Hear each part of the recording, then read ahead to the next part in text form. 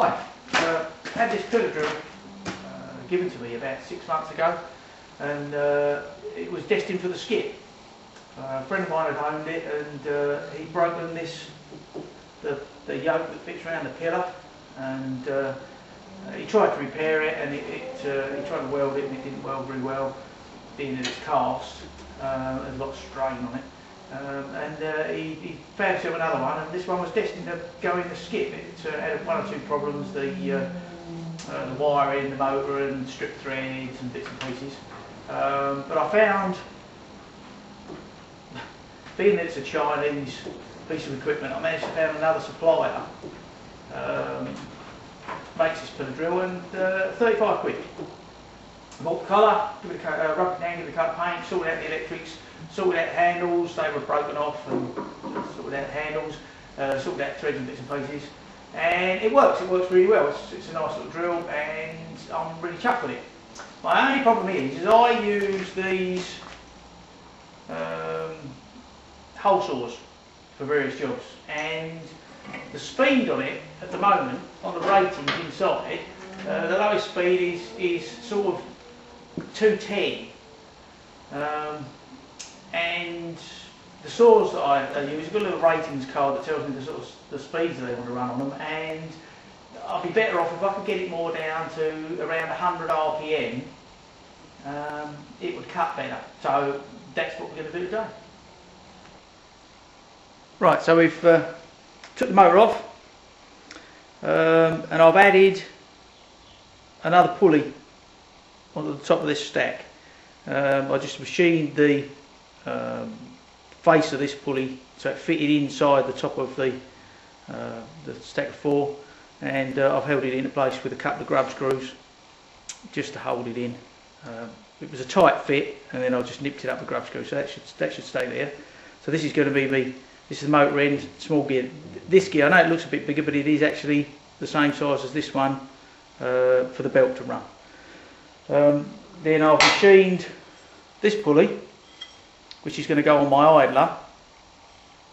Just cleaned this up a little bit, and I've machined a recess in this side of it to take a bearing.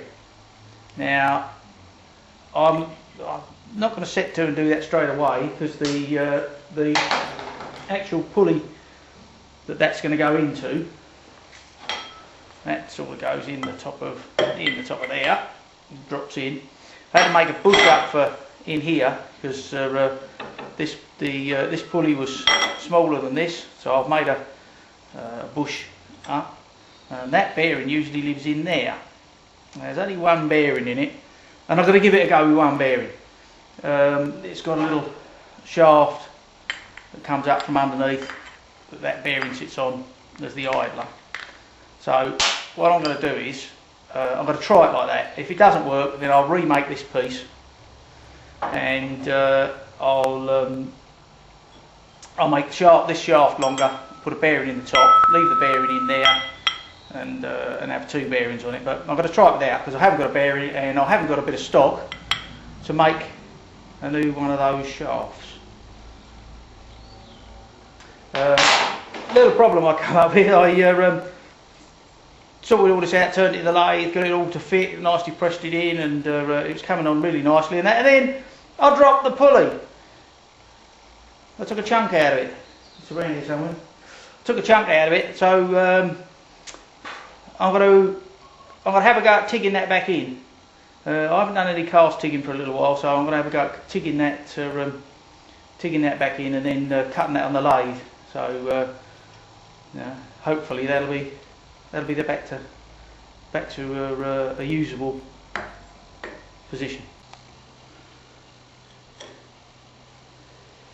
Right, I welded my sprocket up, and it came out reasonably well. It's got the shapes back in it and everything, so we've got a complete. And it was a horrible stuff to weld. It bubbled and boiled, and all sorts of rubbish came out of it as I was welding it. And that tried setting the weld at different settings and stuff, and had a couple of goes, but I've been left with just a tiny pit there after I machined it down. It looked all right before I machined it down, and it just ended up with a little pit, bit of something, a little gas bubble included in there. But it's only on the surface, and it's and I could have welded over it again, cleaned it out and welded it over it again, but then I took 2 goes at it. First time I welded it, I didn't wait quite long enough for it to melt, and I didn't wait quite long enough for it to melt, and I put a big blob on it and mucked about, so I ended up cut that back out, cleaned it all up again, started again. Second time lucky it went in, seemed to go all right, machined it back down again.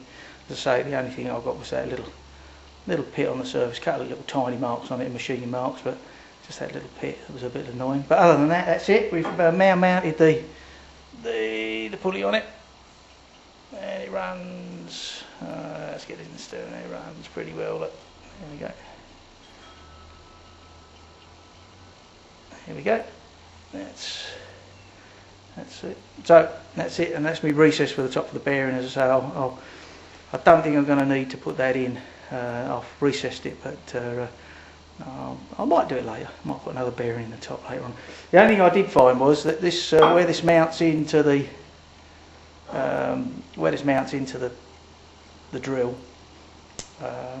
There's a little bit of play. That's sort of it's machined into the cast, and there's a little bit of sideways movement on that. So when you tighten the belt up, it rocks the pulley back slightly. But I don't think it's going to be a problem. If it is, I'll cure it later on. Okay, so put it all back together again. Big pulleys on the top, as I showed you before. Because of that adjuster, that little adjuster crank, there's a little bit of tip down when it's adjusted. It misses this when the belt's on its original position. It misses okay, and the belt in there, that seems to run all right. If it was an alternator or a dynamo on a car, I'd probably worry about it, because it's a pillar drill. It's not going to get that much use. I think it'll do for the time being. If I get any problems, I've got that other bearing in the top, and I can make something up to make a better adjusting system for it.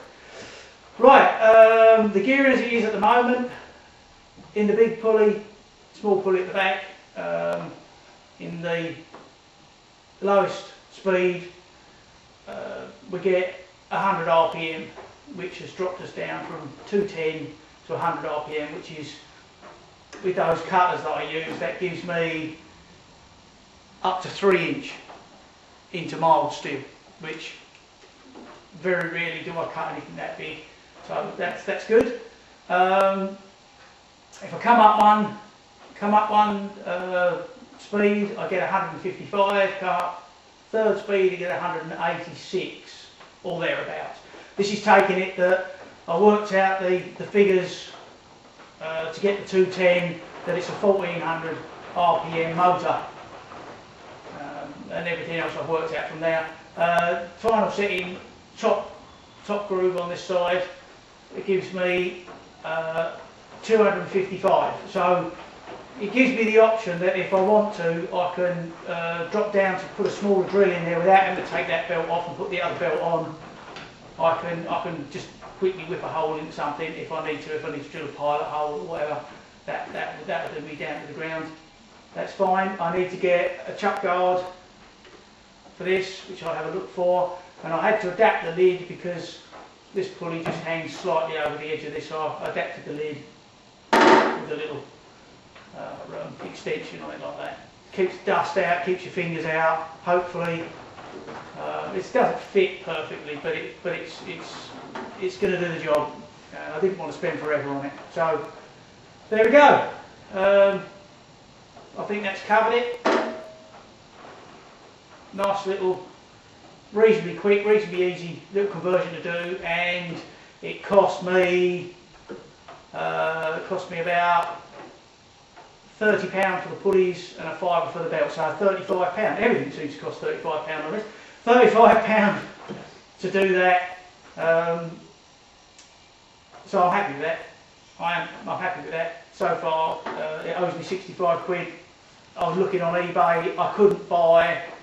I probably couldn't buy something for that sort of money and get it transported or get it here. So I think it's not a bad deal at all.